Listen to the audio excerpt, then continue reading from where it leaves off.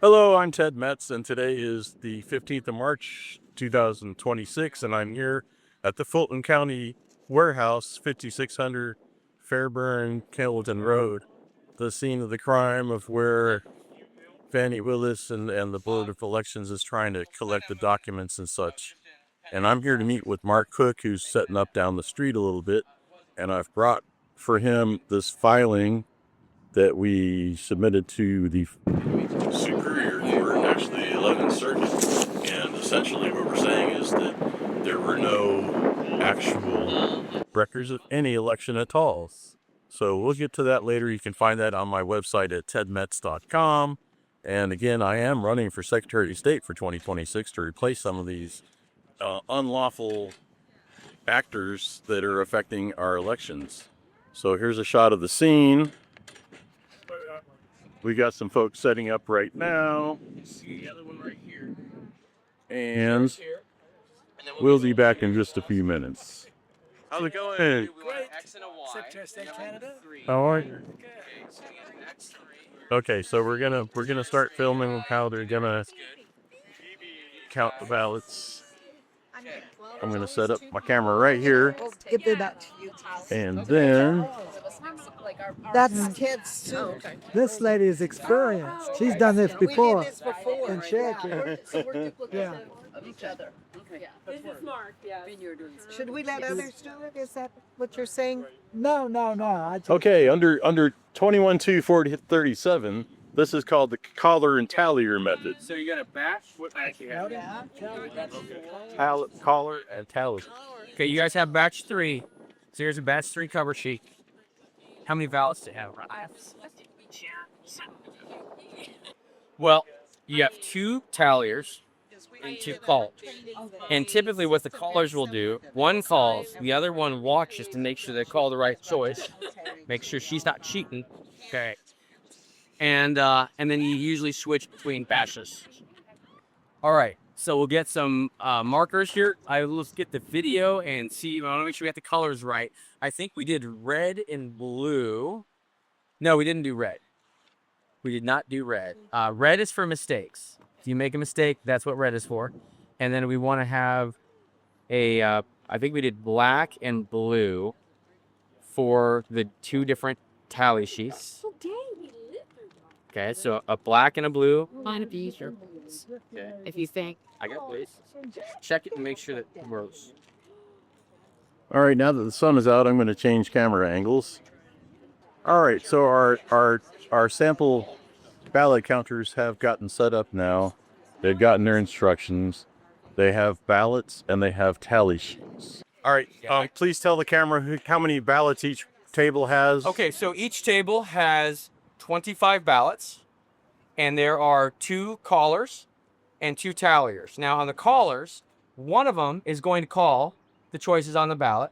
The other caller is QC and going to watch to make sure the caller actually calls the right choice, because we don't want anyone cheating. Okay. Got it. Right, this is like cheating headquarters here, so we don't want it cheating. All right, just kidding, guys. And then, Not. yeah, and then the talliers are going to tally based on the choice that the caller calls. It's real simple. And across the top of the tally sheet, all the way across each of the columns, is a choice on the ballot. And then going down the tally sheet is each ballot, 1 through 25. So the nice thing about this process, and let me grab one of these tally sheets here just to show. The nice thing about this process is you end up with a paper cast vote record at the end. So just like the cast vote records we use as a standard right now to audit elections, for the counties that actually give them out, you get the same thing here on paper, just like a spreadsheet like you'd have in Excel, but all done by human. Very, very simple.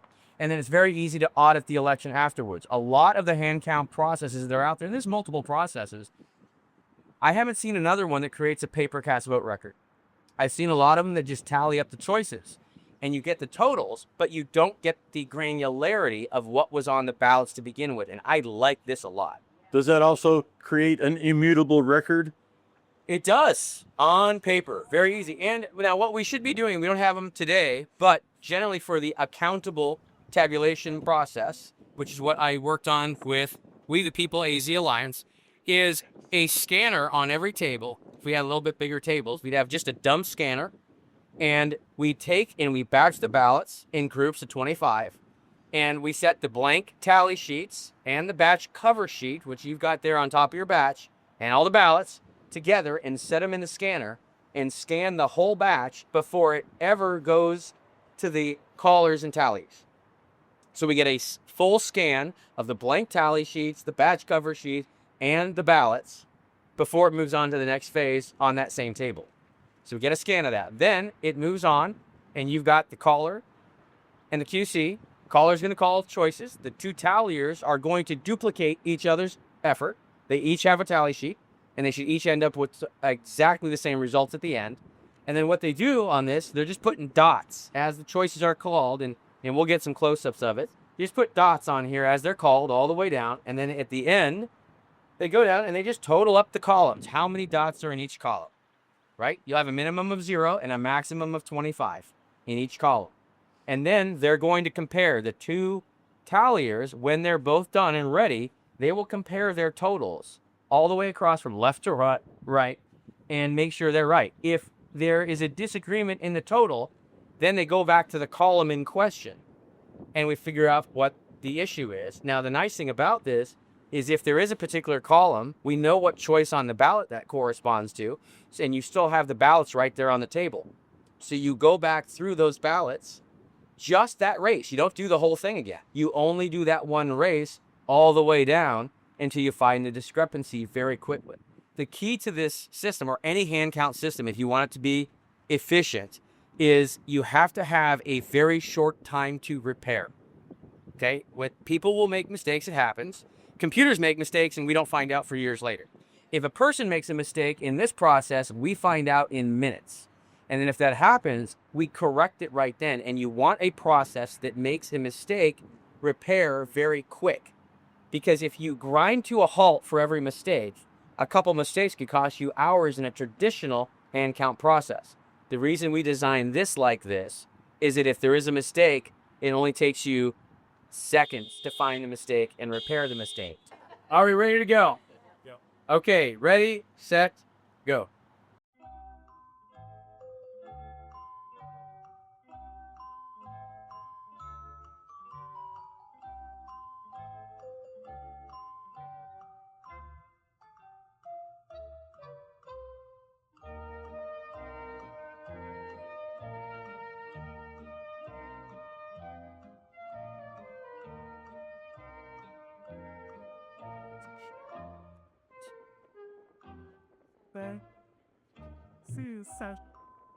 Well, 50, 70, 80, 23, 25, 27, 30, 32, 33, 6,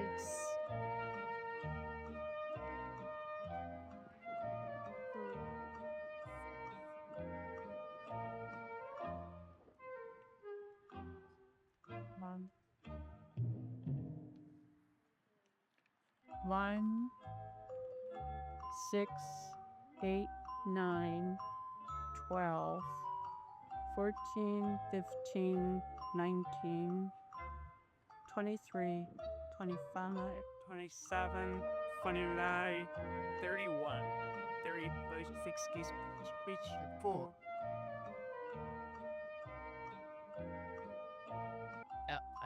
No, there's have to be. Okay. 4. Thank you. 2.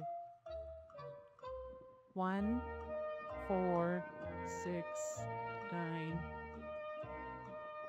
15, 58, 23, 36, 28, 29, 31, 30. 13 minutes. All right, so you guys are done, right? And were your totals correct? Yeah. So dead on. Are you confident in the results of that batch? Are you 100% confident? Not even a question, is it? Yes, now. Isn't that wonderful? Yes. It's amazing how that works, isn't it? Yeah. So right now at this rate with these two teams, if we're doing 200 per hour, we got 4 hours. There's 800 ballots right there, easily 4-hour period. No big deal. No big deal. If you had a precinct that was 1,500 ballots, well, you have a few more teams, right? You do 2 more teams, 3 more teams.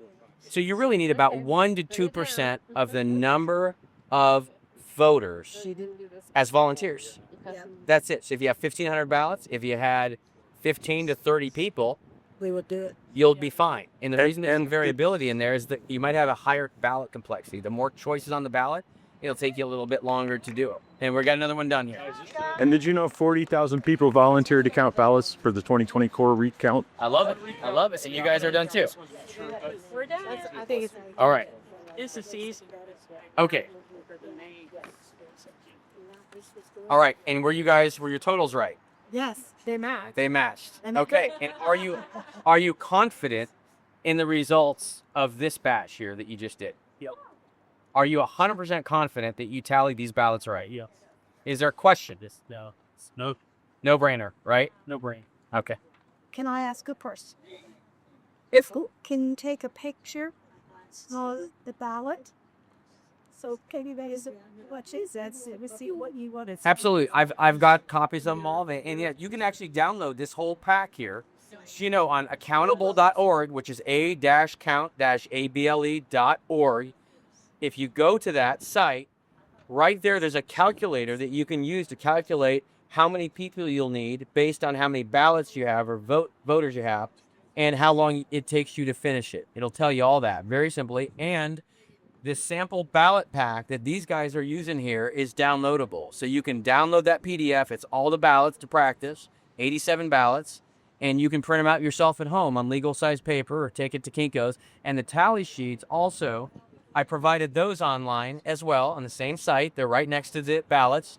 And I also provided the Excel sheet that I used to create the tally sheets, and it's got a built-in macro in it that automatically creates all of the tally sheets for you and all the batch cover sheets all at once. So you just fill out how many you need and do a very quick design right in the Excel file, hit a button, and it just prints them all out, makes a PDF file for it. It's very slick. And your website again?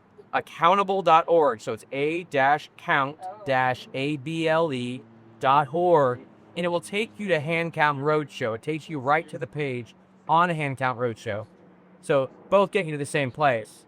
But Hand Count Roadshow, you have to click one more thing. Accountable, since that's what we call this method, this talent, a-count-able.org. Is it? That's it. Yes, go ahead. And what about for early voting?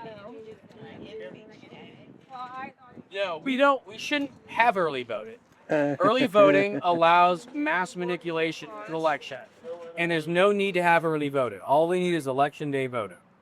Now, City of America, if you had early voting, you could total it out every day. But however, here's what I don't like about it. If you do that, then people know the results up to that point of the election, and they could use that information to then manipulate the following days. So you should not count a single ballot until the polls are totally closed. And ballots should not sit overnight waiting till the next day. That's why early voting and mail-in voting allow mass fraud, a super highway of fraud into our election. Now, we still need to have absentee for those in the military and those that cannot vote in person. But for everyone else, show up on election day like a true red-blooded American and patriotically cast your ballot, and then we tabulate those ballots that night. And we have the results at the end of the night. Oh, you have? All right. So that was round one of the hand counting. And we will post this video a little later. But you see how simple hand counting actually is using the collar and tallier rete, which is the prescription for elections in Georgia under Title 21 to 437. Look it up. Thanks for watching.